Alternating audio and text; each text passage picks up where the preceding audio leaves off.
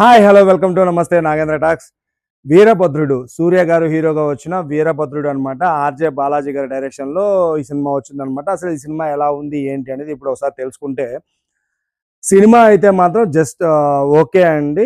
Previous సూర్య గారి సినిమాలతో పోల్చుకుంటే, అదే రెట్రో, కంగువా వీటితో పోల్చుకుంటే మాత్రం ఈ సినిమా ఓకే అనే చెప్పొచ్చు. మరీ అంత ఎక్స్పెక్టేషన్లో అయితే లేదనమాట. జస్ట్ వాచ్ అనమాట. కానీ తమిళ్లో మాత్రం సూర్య గారి ఫ్యాన్స్కి కొన్ని కిక్ ఇచ్చే మూమెంట్స్ ఉన్నాయన్నమాట. అలాగే మాస్ ఎలివేషన్ సీన్స్ ఒక 2-3 పడతాయన్నమాట. అవి కూడా బాగానే ఉన్నాయన్నమాట. ఓవరాల్గా ఆ స్టోరీ అయితే చాలా కొత్తగా ఎంచుకున్నాడు, కానీ ఆర్జే బాలాజీ దాన్ని తీయడంలో మాత్రం చాలా వరకు తడబడ్డాడనమాట. ఎందుకంటే చాలా స్లో నేరేషన్ అనమాట. First half an hour 45 minutes వరకు చాలా బోర్ కొట్టేస్తుంది అనమాట. ఏంట్రా ఈ సినిమా, ఏంట్రా ఇలా పోతుందని.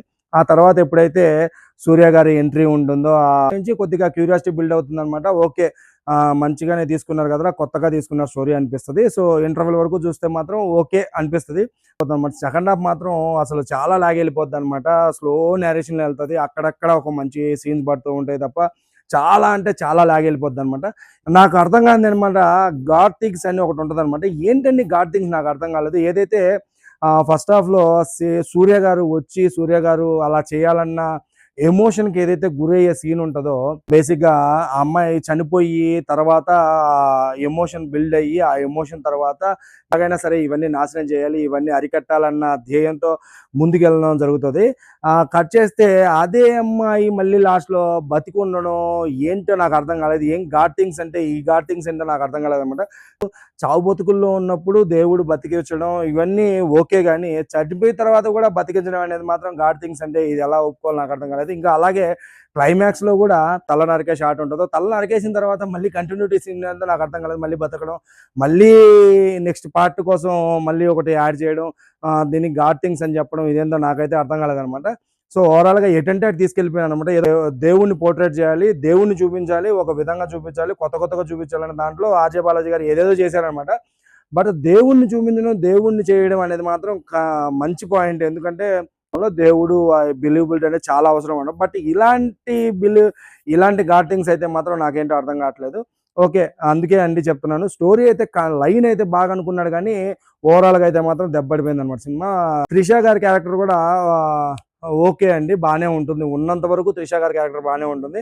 అయితే తండ్రి అండ్ కూతురుతో సినిమా స్టార్ట్ అవుతుందో, ఆ తండ్రి క్యారెక్టర్ మాత్రం చాలా అంటే చాలా బాగా చేశాడు అనమాట. ఆయన చూస్తూ ఉంటే మంచి ఎమోషన్ ఫీల్ కలుగుతుంది అనమాట. చూసే ఆడియన్స్ కూడా అంత ఎమోషన్ ఫీల్ కలుగుతుంది అనమాట. బట్ అలాగే సాయి అభయంకర్ బ్యాక్గ్రౌండ్ మ్యూజిక్ చాలా బాగుంది అది అన్నారు, కానీ అంత గొప్పగా అయితే లేదనమాట. చాలా ఎలివేషన్ సీన్స్ లో అంత ఎలివేట్ చేయలేదన్నమాట సినిమాను. సో ఎందుకంటే ఇంటర్వెల్ ఎపిసోడ్ మాత్రం చాలా బాగుంటుంది అనమాట సినిమాలో. బట్ ఆ ఇంటర్వెల్ బ్యాంగ్ లో మాత్రం అంత ఎలివేట్ చేయలేకపోయాడు అనమాట సాయి అభయంకర్ బ్యాక్గ్రౌండ్ మ్యూజిక్ తో. సో అలాగే అక్కడక్కడ కొద్దిగా బాగుంటుంది, కానీ మ్యూజిక్ ఓవరాల్ గా అయితే బ్యాక్గ్రౌండ్ మ్యూజిక్ కూడా అంత ఎక్కలేదన్నమాట.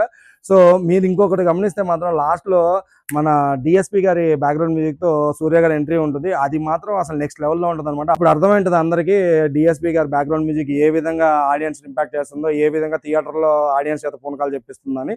ఆ విధంగా ఉంటుంది అనమాట డిఎస్పి గారి బ్యాక్గ్రౌండ్ మ్యూజిక్. ఆ పర్టికులర్ ఎపిసోడ్ లో మాత్రం ఆ థియేటర్ లో చూసినప్పుడు మాత్రం మీకు కూడా గూస్ బంప్స్ కలుగుతాయి అనమాట. ఓవరాల్ గా చూస్తే మాత్రం వీరభద్రుడు సినిమా బిలో యావరేజ్ టు యావరేజ్ సినిమా అనమాట. గొప్పగా అయితే లేదు, బట్ ప్రీవియస్ సూర్య గారి సినిమాలతో పోల్చుకుంటే ఇది మాత్రం ఓకే, పాసిబుల్ మూవీ అనిపిస్తుంది. సో మీరు కూడా సినిమా చూడాలనుకుంటే వెళ్ళి చూడండి. చూసిన తర్వాత నేను చెప్పిన రివ్యూ ఎలా ఉంది ఏంటి అనేది కూడా కింద కామెంట్లో కామెంట్ చేయండి. అలాగే ఈ వీడియో మీకు నచ్చితే లైక్ చేయండి. ఇప్పటివరకు నా ఛానల్ మీరు సబ్స్క్రైబ్ చేయకపోతే దయచేసి సబ్స్క్రైబ్ చేయండి. జై హింద్.